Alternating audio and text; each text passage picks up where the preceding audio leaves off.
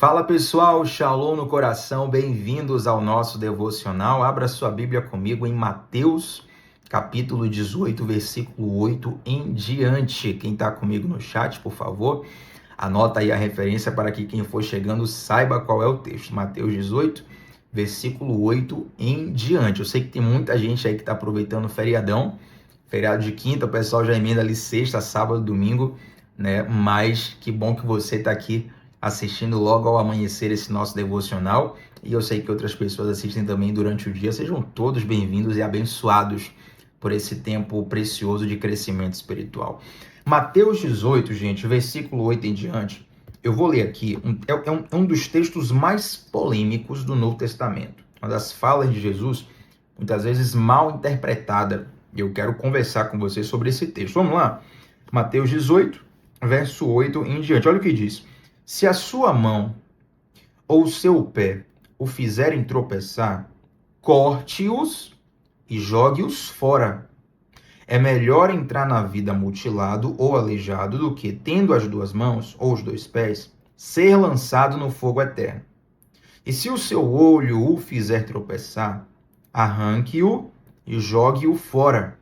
É melhor entrar na vida com um só olho do que, tendo os dois olhos, ser lançado no fogo do inferno.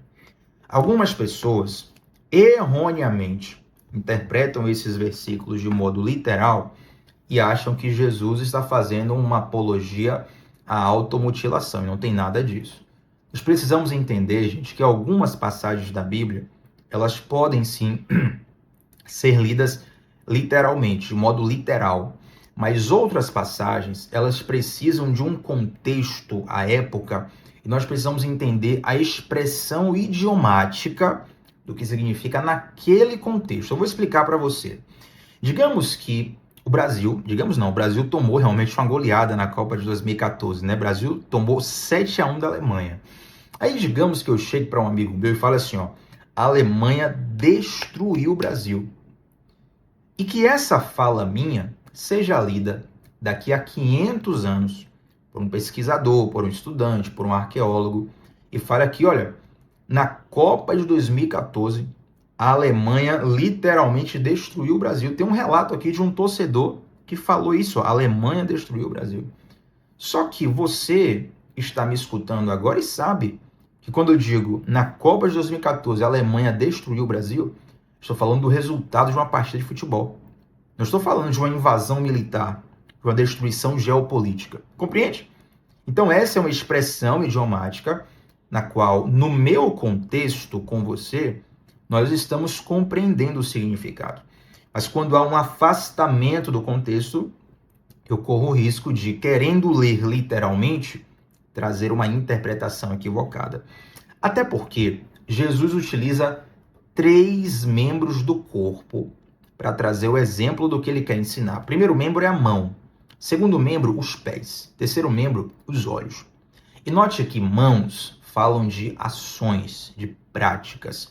No Antigo Testamento você vai ver algumas vezes o termo mãos limpas, coração puro. Né? O salmista escreve assim, quem subirá ao monte santo do Senhor? Aquele que tiver mãos limpas e um coração puro, ou seja, aquele que tiver ações práticas externas purificadas, mas tiver também coração, intenção purificado, entende? Então, mãos fala a respeito de ações exteriores. Pés diz respeito ao caminho que você está trilhando, a jornada que você está trilhando na vida. E olhos falam a respeito da sua cosmovisão, sua perspectiva de mundo e particularmente ao que o seu coração deseja. Vou trazer o exemplo de um pecado que é cometido pelos olhos, por assim dizer. O pecado da cobiça. Você olha e cobiça algo. Então, a cobiça, ela é cometida, nesse caso, através dos olhos. Mas eu te pergunto, um cego também pode cobiçar? Com certeza, porque a cobiça nasce no coração. Os olhos são apenas o órgão pelo qual a cobiça será manifesta. Até porque, se você prestar atenção no versículo 9, olha o que Jesus fala. É melhor entrar na vida com um só olho do que tendo os 2 olhos. Então, digamos que eu cometa o pecado da cobiça com os meus olhos. Se eu furar um olho só, o outro não vai continuar cometendo, gente? Entende? O que eu estou querendo te trazer é que esse texto não pode ser lido de um modo literal. Isso aqui é uma exemplificação, uma expressão idiomática aplicada à época que traz o ensino. Nós precisamos absorver o ensino. Que ensino é esse, Tiago? Jesus, ele está nos ensinando a nós sermos radicais contra aquilo que nos afasta da presença de Deus. E eu sei que a expressão radical, ela até pode ser mal compreendida nos dias de hoje. Você olha assim, Tiago, o radicalismo ele tem feito mal à nossa sociedade porque as pessoas às vezes associam radicalismo com extremismo. Mas radical tem a ver com raiz, algo profundo, algo da essência. Nós precisamos ser radicais contra o pecado e não contra as pessoas, tá? Precisamos amar os pecadores, mas sermos radicais com o nosso pecado, porque essa é a direção de Deus. Engraçado que muitas vezes nós somos radicais com o pecado do outro e complacentes com o nosso próprio pecado, né? Quando o pecado é nosso, a gente é misericordioso, é complacente, a gente quer uma segunda, terceira, quarta, quinta, 10ª chance. Mas quando o outro peca, nós somos rigorosos, não tem que ser punido mesmo, tem que ser extirpado, tem que ser amaldiçoado, tem que ser excomungado. Quando, na verdade, Jesus ele nos ensina a olhar o pecado do outro com misericórdia e a nós sermos radicais contra o mal que habita em nós. Deus está falando assim, Tiago, Deus me livre. Como assim? O pecado habita em mim, o mal habita em mim? Exatamente.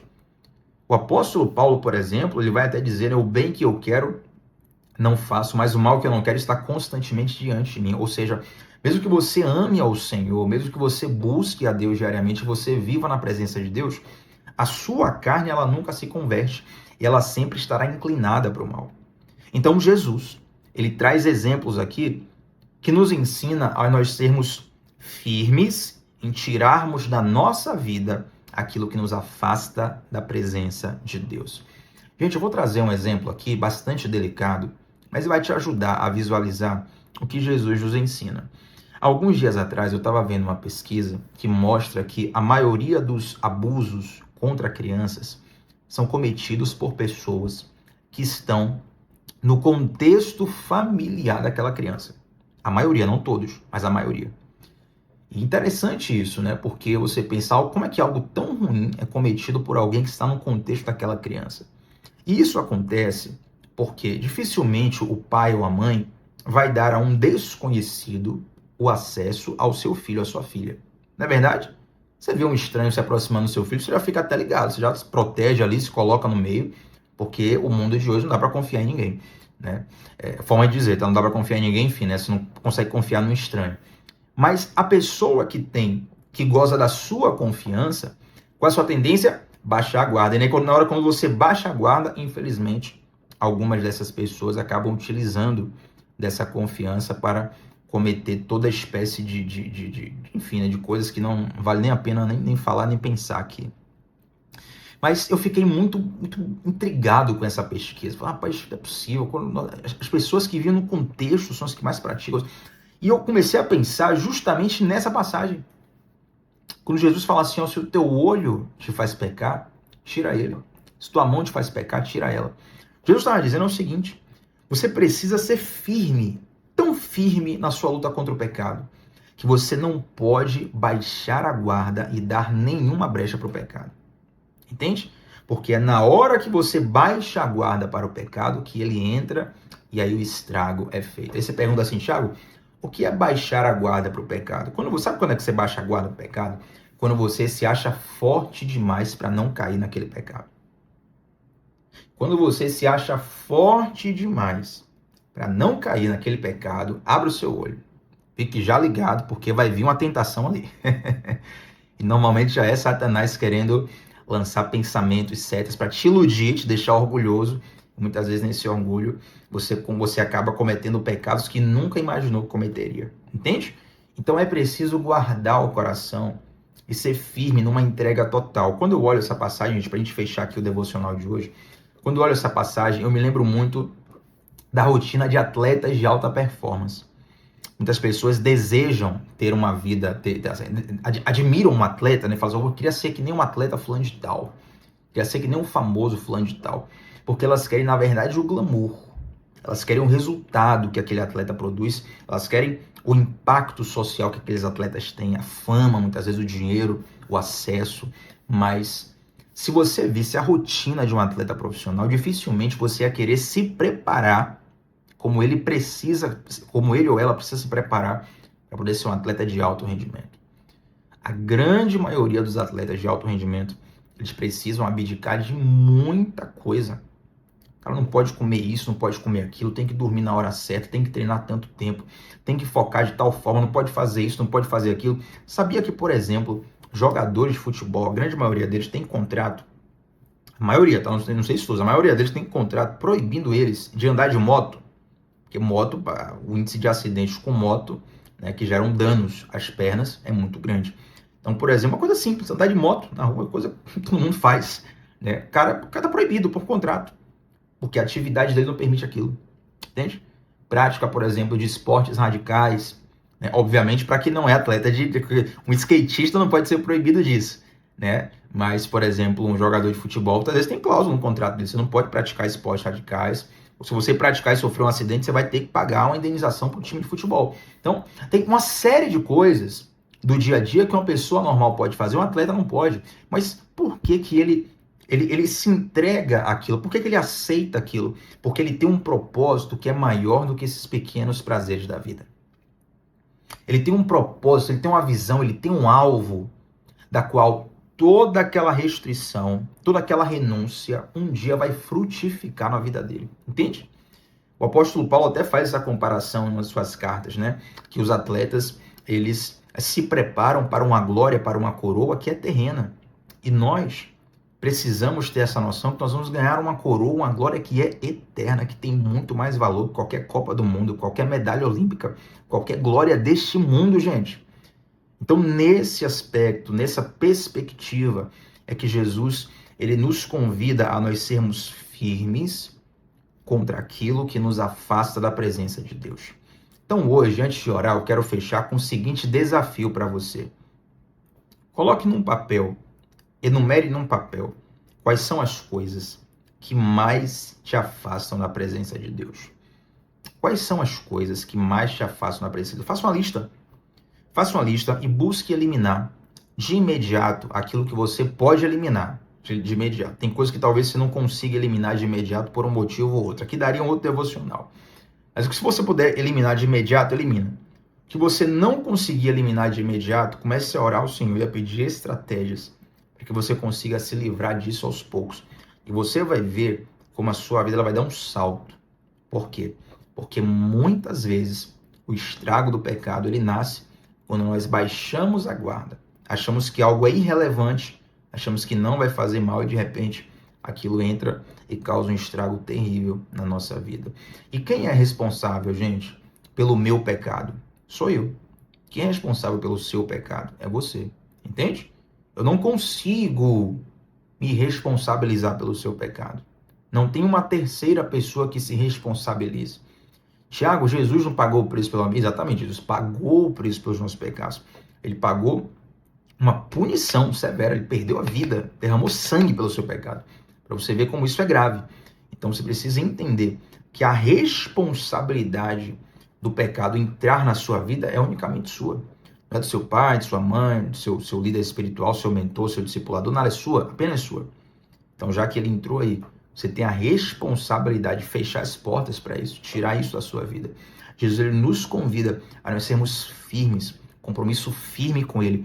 E é isso que vai fazer uma diferença profunda no seu interior. É isso que vai mexer com o teu coração, é isso que vai transformar a sua vida. E preste bem atenção, para a gente fechar aqui, preste bem atenção. Quando você começar a se radical com algumas coisas, você vai começar a sentir alguns desafios nascerem na sua vida que outrora não existiam. Isso é natural. Porque quando você começa a trilhar um novo estilo de vida, é natural que surjam novos desafios. Mas assim como um atleta que abre mão de algumas coisas visando um alvo que é maior, você precisa entender que aquilo que você está, entre aspas, perdendo, é muito pequeno diante do que você está ganhando ao dizer não para o pecado e sim para Deus. Amém, gente? Vamos orar juntos? Senhor, muito obrigado, Pai, por essa palavra, pela tua direção, pelo seu amor, pelo seu favor. Eu oro para que o Senhor nos fortaleça, nos dê graça, nos ajude, Senhor Deus. A cada um de nós, as suas fraquezas, cada um na sua em particular, eu te peço que o teu Santo Espírito possa nos guiar, possa aperfeiçoar o teu poder em nossa fraqueza.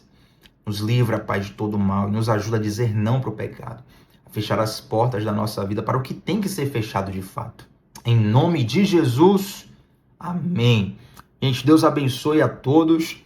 Deixa um like nesse vídeo, o seu like ajuda demais. Se inscreve aqui no canal também, estamos juntos sempre, de segunda a sexta, 7h30 da manhã, sem falta.